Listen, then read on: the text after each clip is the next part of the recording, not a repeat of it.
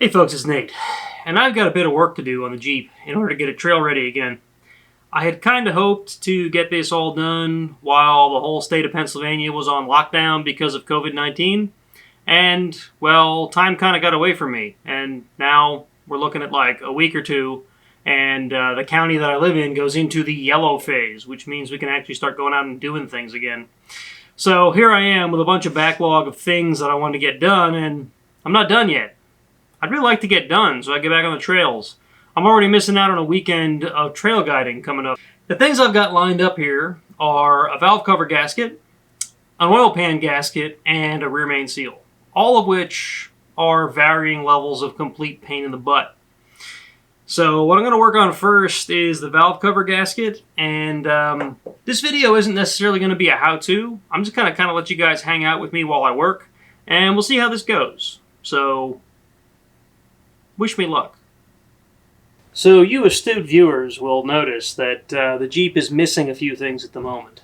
One of which is the hood. I took it off to give me more room to work and more light, better access to the top of the engine. I've also already started taking some stuff off. You can see that the air intake is already removed. I have this rag stuffed in here. I don't want crap getting in the air intake because that's a bad thing. What my plan is to get the valve cover off, and then I'm going to go over it with that homemade engine degreaser that I made a year and a half ago.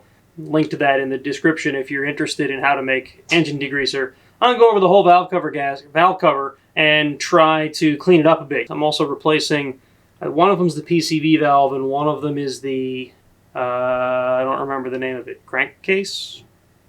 Vent? I don't remember. Anyway, one of them is a PCV, the other one's something else. I'm going to replace both of those as well. But I'm not going to touch them until the valve cover is off the Jeep. Because I'm told by lots of people these things have a habit of crumbling to little pieces when you try to pull them out.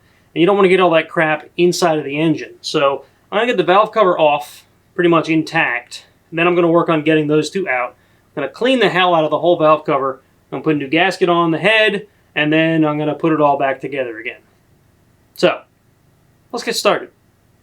So step number one is to get these various, well, maybe not step number one, but step number one, after the crap's out of the way, is to get these little plastic things off. So this is the holder for the hoses that go up to the heater core.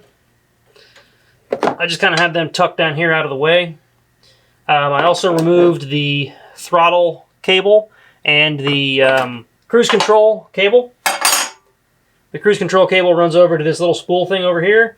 And of course the throttle cable runs into the cab to the throttle pedal. Now, they just kind of popped out of here. And pop them off of here, right? So you get them off of this. This is the actual throttle body here. Pop them off, pull them out of here. Then I've just kind of got them laying here. I think what I'm going to do is kind of prop them up here out of the way. Now I got to get this off.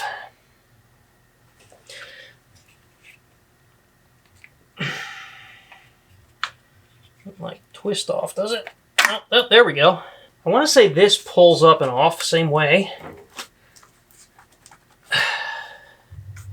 Could be wrong. Okay. You know what? I don't think that has to come off. Let me get my light. It doesn't. It does look like it should lift straight up to come off, but there's reliefs in the valve cover to go around it, so I don't think I have to pull that off. That one might have to come off. There's a bracket right here. It's going to be in the way. Bolt down there. It's going to have to come out. That. There's some way at the back there. There's another plastic something or other back there that's got to come up, I think. See if I can get that.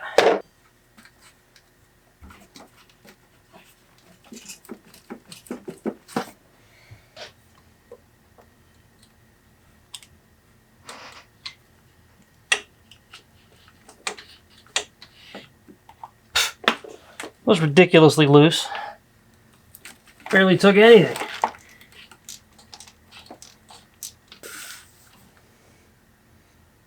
Oh, it's plastic. No, it's not. Dirty is what it is.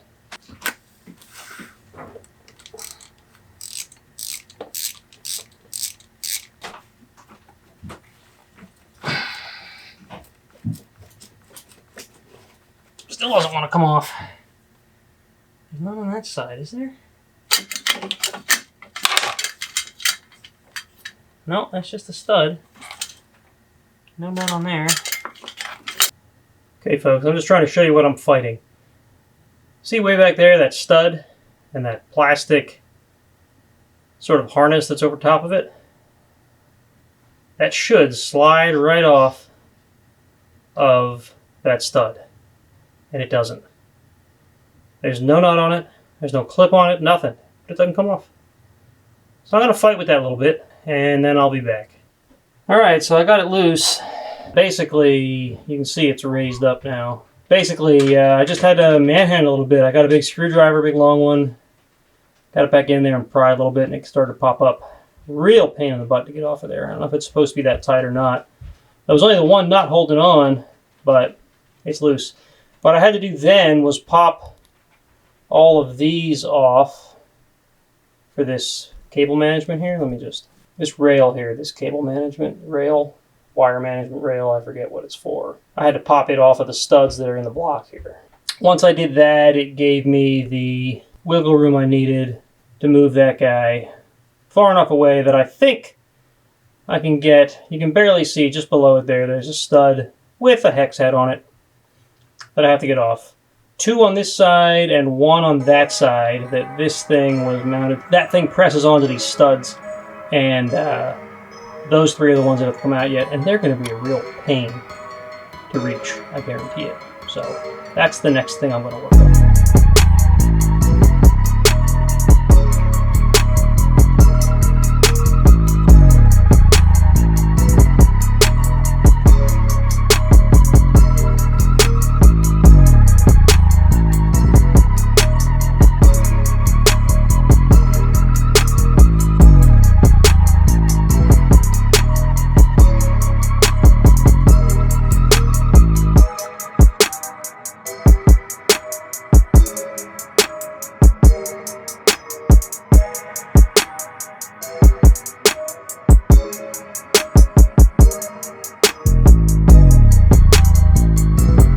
So I found out why I couldn't get the valve cover off the other day when I was working on this. Because I missed a bolt. So 2 things. One, the clamp on the radiator hose needs to come off to give you some room to get the front of the valve cover loose. There's a bracket that holds the AC lines on, these hard lines here. That has to come loose because it'll be in the way. And then the front of the valve cover should be loose. And you can kind of see that's pretty loose. In the back, there's not really anything holding it in except all the bolts and this plastic thing that I was fighting with. Now I found that way in the back, like at the furthest most reach of the back of this valve cover, there is a bolt. I found that to get these bolts out, I had to pick this thing, this wire harness up, and move it back as far as I could. And once I did that, that's why I didn't see this other bolt, because it blocks it. Then what you have to do is take it and move it as far forward, pretty much right where it would have mounted if the bolts were still there. And then you can get this rearmost bolt out. So I'm going to try that now. So I've got here is a deep socket, and it's not because I need the deep, but I need the extra length. I've got an extension, and then I've got the flexi joint here. What I'm hoping to do is get this behind, like, imagine the valve cover's here. I want to come around it and then get that bolt out. Let's see if it works.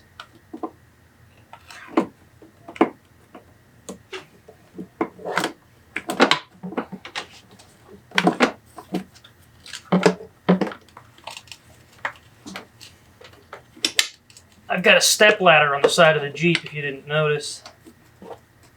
So I'm down where I need to be.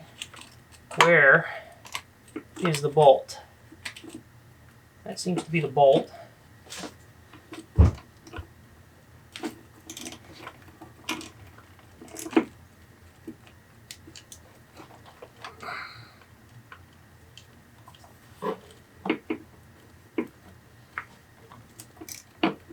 It's spinning as though I'm on the thing.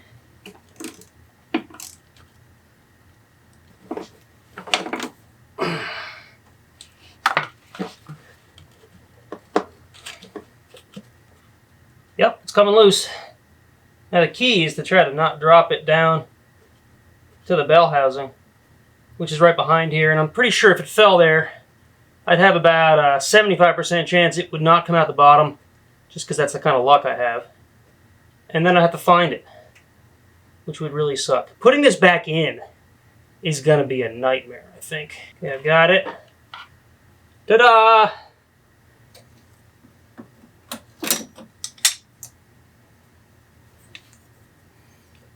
These are channel locks, by the way. They're really good at removing these things.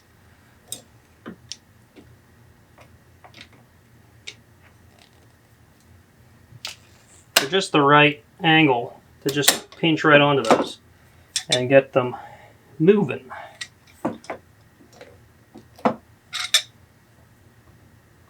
Last time I worked on this hose, I didn't have these handy. Couldn't find them. And it was a friggin' nightmare. Just getting these off here. We ended up using vice grips. That never works well, right? But with these, ta-da. Looking a lot better. Take that off maybe. And then this whole bracket can be gotten out of the way.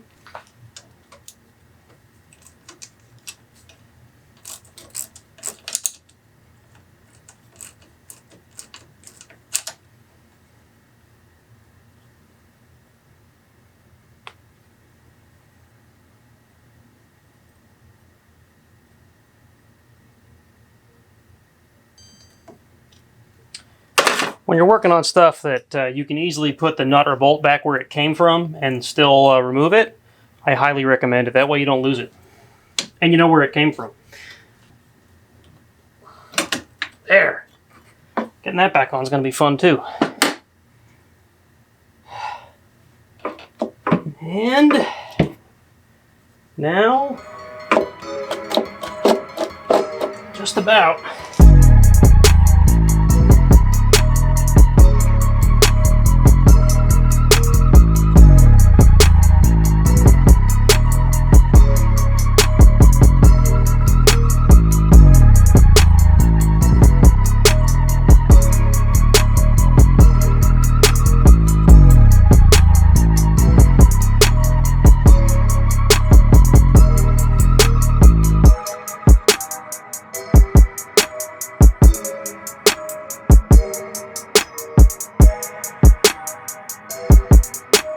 Alright folks, so I really hate it when people are struggling with something and then all of a sudden they snap to a clip where the thing they were struggling with is off.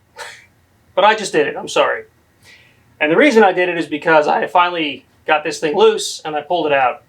But I'm going to try to show you how I did it. So back here is this plastic conduit or whatever that holds these wires that go over the back of the motor. And it is just all kinds of in the way. When you try to pull this thing out of here, it literally catches it and holds it in place just enough that you can't pull it. You can't get it past. So I had to play around with getting my hand in there and holding it up and pulling and yuxing, and eventually I got it past here, which I think I got on video. Maybe you'll see that. And then it kept falling back underneath here, and it was just a real pain in the ass. But finally I got it off, as you can tell. What I'm going to do now is take that thing outside, clean it up good. Then I got to clean up the mating surface where the seal goes on here.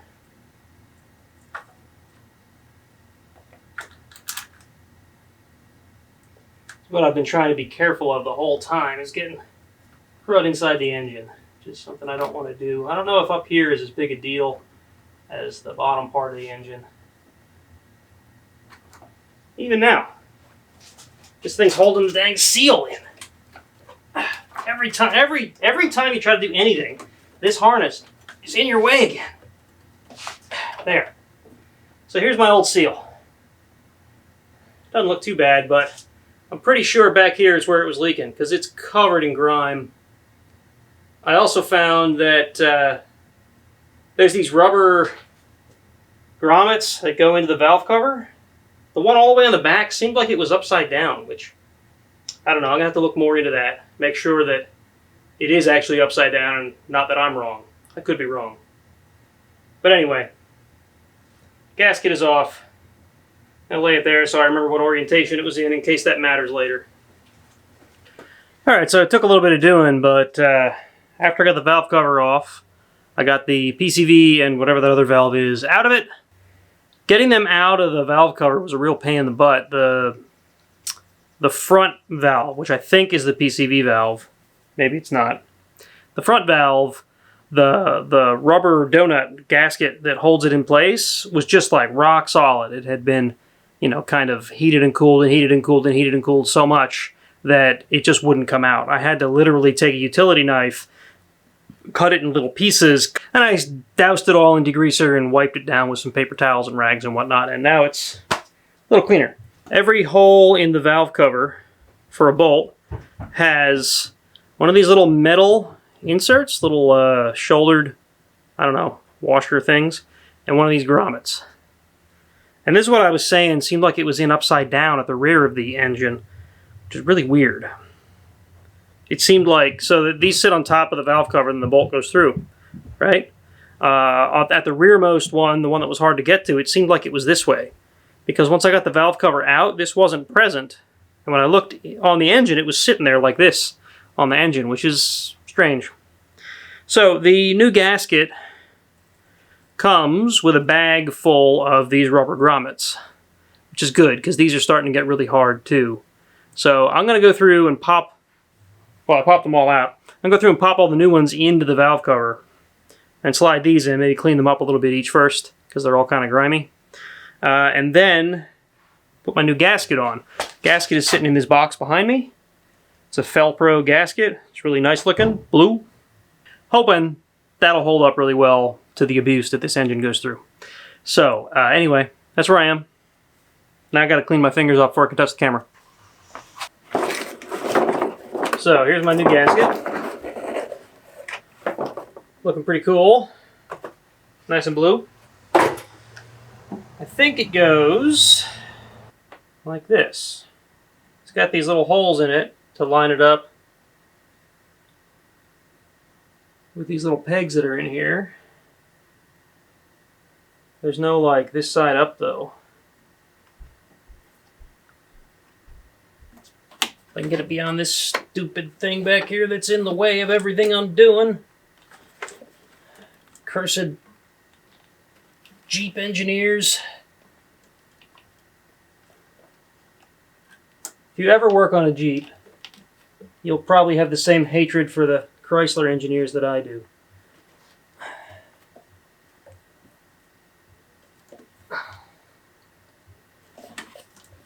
The thing I'm really worried about is if I get it on and it's not right, am I going to damage it taking it off?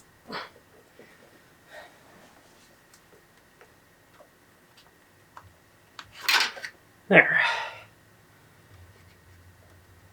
The really important thing here is that this seats properly against the engine block. So I went around with a rag and I cleaned up what I could, but back in here is really difficult to clean because there's just so much crap going on over there. So I'm going to give that a good inspection before I try to put the valve cover on that side and make sure everything's seated the way I think it should be. I think right here it's not.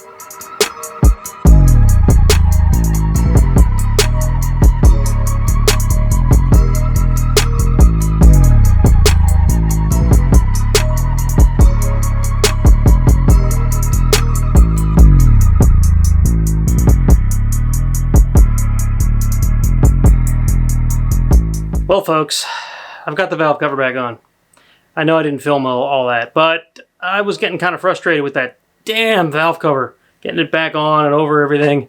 One of the bolts gave me trouble. I couldn't get it to thread straight, and then I finally did get it to thread straight, and I was just like overjoyed. You know, the last thing you want to do is cross-thread one of the valve cover bolts that go into your block, because the block is what's threaded, and that sounds like a real pain in the butt to try to fix. So I wanted to be real careful with that, and I wasn't thinking about filming. But like I said, this video wasn't meant to be a how-to. Kind of turned into one, but you know, whatever. Hope you guys enjoyed it. So valve cover is back on. The new gasket is in place. The new vent the new, what is it, crankcase vent, whatever the hell it is. The new vent slash PCV valves are in place. All I have to do now is get all the crap back on the engine that I took off in order to get the valve cover off. But that's going to be another day, because this is a kind of a long-running project. So once I get the engine back together, the next thing I want to do is I need to get to the exhaust manifold and try to disconnect it from the downpipe that goes underneath the engine, because my next project is the oil pan gasket.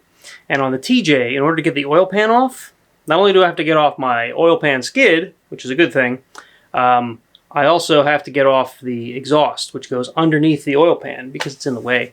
There's no way to get it off other than unbolting it from the damned exhaust manifold.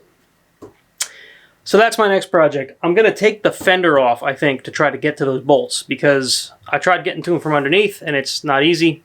I may be able to take off the fender, take off the steering linkage, and then get to the bolts I need to get to. So cross your fingers.